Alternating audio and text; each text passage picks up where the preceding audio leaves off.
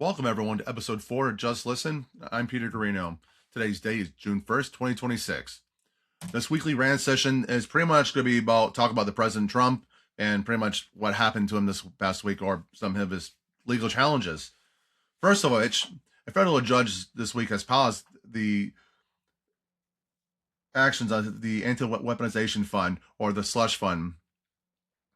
This fund is a $1.776 billion awardment or agreement between the Department of Justice and President Trump for his agreement to drop his $10 billion lawsuit against the IRS. The judge states that this is a temporary pause that's necessary due to the fact that there are multiple lawsuits against this fund, and that it gives the court time for a full briefing from both sides of the legal arguments before any funds are irreversibly paid out. Which I touched upon this last week. I agree with this pause. Let the legal system play it out. I'm having a hard time understanding how one person, keep in mind, President Trump, the President of the United States, is in charge of the IRS, Department of Justice. And so right now he's suing them and he's agreeing with himself. How's that not a conflict of interest? And I think that's where the legal standings or the legal arguments are going to come upon. With this, the second legal challenge that Trump has come up with this last week is that the Florida judge overseeing is reopening the case on the petition of 35 former judges asking them to reopen and having Trump's team requiring them to explain how this was not a fraud on the courts. Understandably so, are curious how this wasn't a fraud on the courts, stating, how can you sue yourself? Why didn't you wait? Why'd you wait until you become president? Why didn't you sue them back when you weren't president for those 4 years under the Biden administration? So there's a lot of discrepancies, and I'm curious to see how this legally plays out. Another challenge that Trump is facing this week is that a federal judge has ordered the removal of Trump's name off the Kennedy Center, stating only Congress has the right to do that, which is right. It is not President Trump's or any president, let's put it where it's at, right to put their name or anything on anything. It doesn't belong to one person. It belongs to the people. And the Congress, as inept as they are, is the House of the people. We'll touch upon that on the weekly topic because this is all I think are going to tie into this. So just stick with me on this. Because, yeah, his ability to do all this shouldn't be a thing, but this has all been laid out for him to do. Trump is nothing but a grandiose person. He does things big. He doesn't want to do small things. It's like the destruction of the East Wing to build a $300 million ballroom that right now he wants us to pay for, and which has gotten more expensive. Now they're saying it's a national security risk not having the ballroom because, they're going to put some drone ports or other things around it, snipers around it. Like, no, dude, like this is getting ridiculous. The East Wing was there before, didn't have any of that. Now it's a national security issue. You might want to get over yourself. Another thing this week that President Trump is putting forth, or his cabinet, is a $250 bill with his face on it, which there's laws against having living person's face be put on any currency or securities with the Third Amendment of 1866, which states federal law strictly states that only the portraits of deceased individuals may appear on United States currency and securities. And right now they're trying to get an amendment or an exemption for this because it's the 250th anniversary of our country's founding. No, dude. No. There's plenty of other people that I think there should be on that. President Trump, definitely not on that. I don't think he stands for the values of this country and such. I know many of you will disagree with me on this. I can't stand him. I couldn't stand Biden. I just don't like the presidents. I actually did like Obama for the most part. There's plenty of his couple of big things that he did I completely disagree with. We can discuss that on a later time if you would like. I have no problem talking about that. But here we are. President Trump is in office. This is what I'm talking about. But it's current. And, things are happening right now. So I think those are the big things that I really wanted to talk about because this is going to lead into the weekly topic. The weekly topic this week is governmental corruption and greed. I'm going to go through some dates and just bear with me as we go through this, because I think it's going to tie into and we'll see where we're at as a country. July 4th, 1776, the Declaration of Independence was drafted. And on August 2nd of 1776, 56 signatures were signed on that, declaring our independence from England. We went to war, Revolutionary War. That led to the Treaty of Paris on September 3rd, 1783. Finally, now we're our own country. It's recognized. There we are. 5 years later, June 21st, 1788, the United States Constitution was ratified, meaning it was put into stone. Like, this is what our Constitution is. U.S. Constitution, we the people of the United States, in order to form a more perfect union, establish justice and secure domestic tranquility, provide for the common defense, promote the general welfare, and secure the blessings of liberty to ourselves and our prosperity. Do ordain and establish this Constitution for the United States of America. That's the preamble of our U.S. Constitution.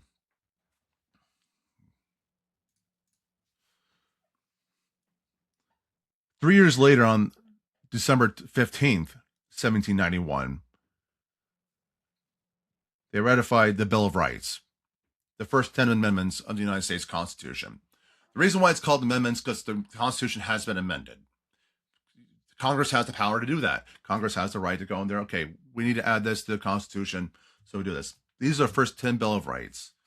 The Bill of Rights was established to appease anti-federalists who feared that the newly created government would become too powerful. And this is where I want to get into this as governmental corruption and greed. Has our government gotten too powerful? Have we as a people allowed our government to be bigger than it should be, to be bigger than us? And I say yes. I think we have literally passed the point of no return at this point right now without doing some drastic measures. And I'm not saying go out and start a war. I'm not condoning violence. I'm not condoning irreversible harm. But what I am shooting for is that we as a people look at ourselves, and this goes back to like the first weekly topic that I put out as self-accountability, that we need to look at ourselves and like, what are we doing as a country, as a people? This Congress was designed for the people, by the people. It's not that way anymore. This is why I'm a big proponent. We just need to vote everybody out. We need a clean house. Democrats, Republicans, Independents, all of them clean house. This two-party system has failed us now. There's too much power within what you call two committees, the Republican committee and the Democrat committee. There's too much power. And it's just getting worse by the years of going on. It really started going really bad back in 2001 after the 9/11 attacks, or the creation of the Patriot Act and the Department of Homeland Security. Many rights, I would say, were taken away from us, and we allowed it. Between the Patriot Act, NSA, warrantless taps, warrantless searches, we just allow the government to do whatever they want. There's the 10 amendments for a reason, and that we're just overshadowing them. Right now, under this president right now, I feel that the First Amendment is under attack like it's never been attacked before. And this is not so much for just one side versus another, but attacks the news, which the news agencies kind of deserve it for the most part. At least the mainstream, quote unquote, mainstream news media, because they're not news anymore. They're opinionated networks. And put it where it is. This is why it's important to now seek out your own information. Read the local paper. Go online and see what other people are saying. Because right now you can't trust the mainstream media. And this is why President Trump doesn't like him. And to be honest, I think most of us don't like them either. But I feel like that's the only people we have to listen to. And it's not. I think we've gotten too lazy as a country, as a people. We're just too content, and they'll just allow other people to do whatever they want. And we need to stand up for ourselves, because this is why we're in the situation we are in right now.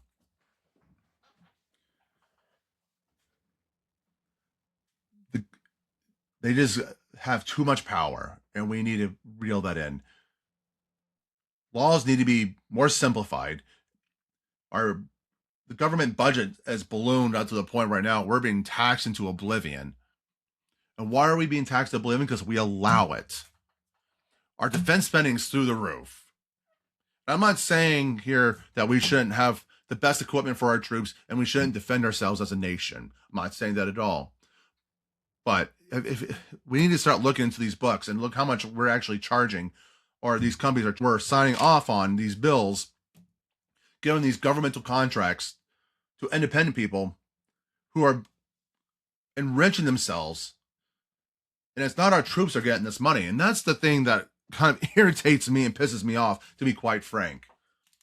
When we increase our defense budget, how much of it actually goes to our troops, goes to our front line? Because I'm going to tell you right now, as I grew up in a military family, father was in the Navy. If you have a family and you're let's put a low-ranking military person, or on some kind of assistance, and that's ridiculous. They shouldn't be. They're out there defending our way of life, and they're defending our nation, and they have to be on governmental assistance. No. That's degrading for their family. They should be paid more. A lot of this money is going, like I said, going to defense contractors who are building the tanks, building the bombs, building the planes, and they're getting stupid rich off of this. And so the rich are getting richer, and the poor are getting poorer. The wealth inequality in this country has just gotten worse and worse and worse, and with no action to solve it. And it's getting to the point right now where it's starting to come to a forefront. And I think that many within the government are starting to see this, and they're starting to sweat. And it goes like a couple weeks ago when you had Speaker Johnson saying that the salaries of the congressman, which is $174,000 a year, I think that's quite a bit of money. I would love to have a salary of $174,000 a year to do as little as they do. It's not enough to keep up with inflation. So that's why they have to do some trades within stocks. Yeah, because they never do insider trading. They do. Nancy Pelosi, what did I read today? Her approximate net worth is around $280 million. How does somebody making $174,000 a year, who's been in government pretty much her whole life, become that rich? Insider trading. Like, that's you have President Trump right now. It's blatant right now. And that's the thing about, you have Trump right now who just bought stock in Dell, whose Dell's going through the roof. And guess who got a nice government contract? Dell did. But I'm not blaming Trump. He's doing what everyone else has done. Every other president before him, all the people in Congress and Senate have done. Bernie Sanders, I bet you he does it too. He's a millionaire who has multiple houses throughout the country. If you want to sit there and say, no, I'll bash them all. I really don't care anymore. Because I see everyday people struggling. People right now are trying to figure out how they're going to feed themselves. There are people dying in this country right now because they can't afford the medication they need to survive. Because they have to choose between rent, food, and that. But you have these, Congress people saying, oh, $174,000 is not enough. Right. The reason why I'm talking about this in the governmental corruption and greed is because, like I said, people are struggling. And the government is too powerful for where it should be. And we need to take our government back. I've been saying something for years, and I think it's coming more and more true. You see this left versus right ideological fighting, kind of like a civil war, and they want the civil war. They want the civil discourse. They want this fight because left versus right, it's not rich versus poor. That's a revolution. The revolution is rich versus poor. It's why we revolted against the English government, because we are tired of being taxed to oblivion to have nothing. But they want this left versus right. They stoke these flames because it kind of distracts. It's like, look at this and how they're doing all this over here. It's why you don't see much infighting between the billionaires. You don't see them squabbling. You don't see that. No, it's always left versus right. It needs to come to an end. This has been something that's kind of been building up for years, but it's always been squashed by the government and the powerful elite. Look back in I forget the dates, but Occupy Wall Street. When that was going on, people were demonstrating against Wall Street. What is Wall Street the standard of how well this country's doing? Because it's not. I promise you not. It's the standard of how well the wealthy are doing and how they're manipulating the markets. And that President Trump and Congress have done for years. And this is before Trump. Every other president, I guarantee it, when the inception of the stock market has manipulated the markets for their benefits to enrich themselves. And this is why we need to have no insider trade, no trading of stocks at all during while you're an elected official.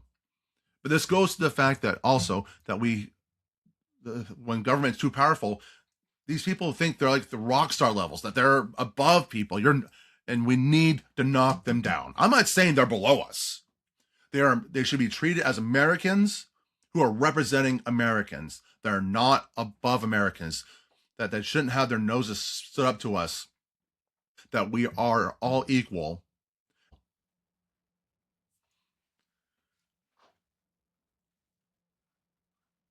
So this is why I think we need to just go and look at our government right now. And this is where people need to stop being lazy, including myself. I have been extremely lazy when it comes to looking into candidates and our government, what's actually going on. And this is another reason why I wanted to do this podcast, because it kind of actually makes me like put it in my forefront. I need to be more aware of what's going on. I know many of you don't want to know what's going on, or don't. I wouldn't say you don't care, but you're just tired of it. And I agree with you, and I can sympathize, and I am with you on that. But why are we tired of it? Because we're tired of it feeling that nothing is getting done. Why is nothing getting done? Because we don't do nothing. It's time for us to get action, for us to stand up and have our quote unquote little revolution. Like I said, I'm not condoning violence. I'm not condoning war or any of those aspects. But it needs to start with elections. We have primaries coming up. We have elections coming up this year. We need to go out and vote. We need to stand up and do our research on the candidates. Everyone from local government all the way up to the federal government. Look at these candidates. And you got to sit there and look at yourself. Let's look for the incumbents in office. Let's just start with local governments. What is going on? Do you agree what's going on? Is your life better for them being in the position that they're in? And if those answers are no, or I do not know, vote them out. Boom, done. Because they need to stand up. People need to start standing up for us. The fact that we just continuously allow people to be back in office over and over and over again because we are too damn lazy to do our job as people, as American citizens. Read the papers. Go talk to these people. Go to your local town halls. Go to town meetings. Get involved. Listen. Hence, just listen. We need to start doing for ourselves because we can't depend on our government. Because, like I said, our government has gotten too big, too powerful, and they are above us. They are not rock stars. They are Americans just like us. They need to be knocked down and put back on the pedestal that they belong on, and which is the same as us. I thank you for listening to my pretty much my big ass rant session this week. I hope to see you again soon. Again, please, if you have any questions, comments, or if you want to have a conversation, put it in the comments below. I really would appreciate that. And something that people say I should be doing is, click like and subscribe if you like the content, what's going on. If you want to see more of this, kind of gives you notifications of when I post and what's going on. And like I said, any questions, put it in the comments below. I'm going to do my best to try and get back to you. And if you see me out and about, not while I'm at work, please don't. But if I'm out and about and you see me, want to have a conversation, and set it up. Put in the comments, hey, I want to talk to you. If I know who you are, I'll reach out. I would like to have a guest on here to have a nice little debate. If you disagree with what I'm saying, please come on. Please, let's have that debate and let's have this conversation. I'm not against that. I know I'm not always right, as much as I think I am. But yeah. So thank you again. Have yourselves a great day. Be safe.